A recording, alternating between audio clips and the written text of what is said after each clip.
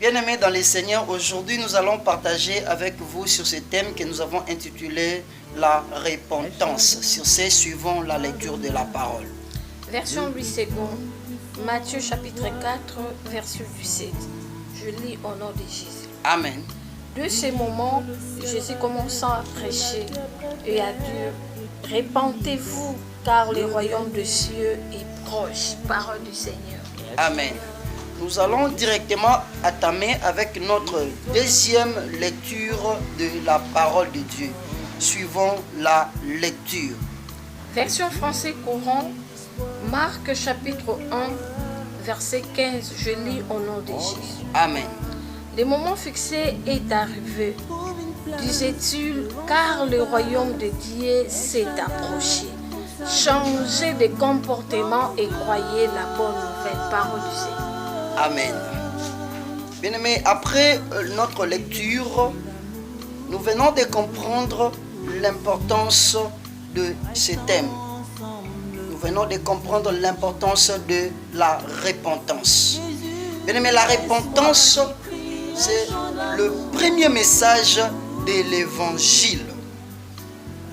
Jean-Baptiste prêchait au désert sur la repentance.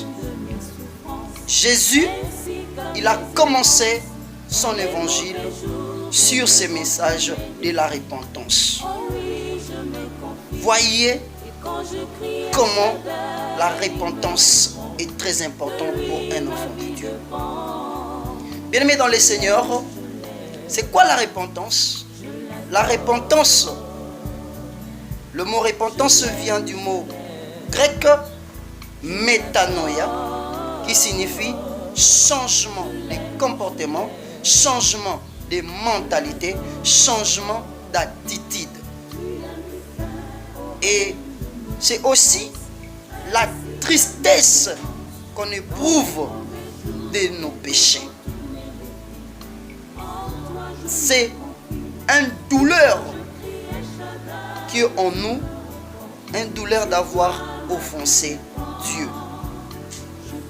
Bien évidemment, selon l'Écriture, nous comprenons combien est-ce que Jésus-Christ désire notre repentance. Bien aimé, tu ne peux pas être sauvé sans la repentance. Tu dois d'abord se repentir et après pour être sauvé. Jésus-Christ est venu sur cette terre pour sauver le pécheur, car il n'y avait aucun juste. Bien-aimé dans le Seigneur, tu dois comprendre l'importance de la repentance. Pourquoi la repentance? C'est parce que le royaume des cieux est proche. Bien-aimé, on doit toujours continuer de vivre dans les désordres. On doit toujours continuer de vivre dans le mal, alors que Jésus revient bientôt. Nous avons 4 étapes de la repentance. Première étape, nous citons la conviction du péché. Deuxième étape, la confession. Troisième étape, l'abandon du mal. Et quatrième étape, la complète soumission à Dieu. Étant un enfant de Dieu, tu dois accepter de passer à ces étapes afin que tu puisses vivre ta vraie repentance. Bien-aimé, c'est quoi la nécessité aussi de ces messages? Nous savons bien, comme nous le dit la parole dans Éphésiens 2,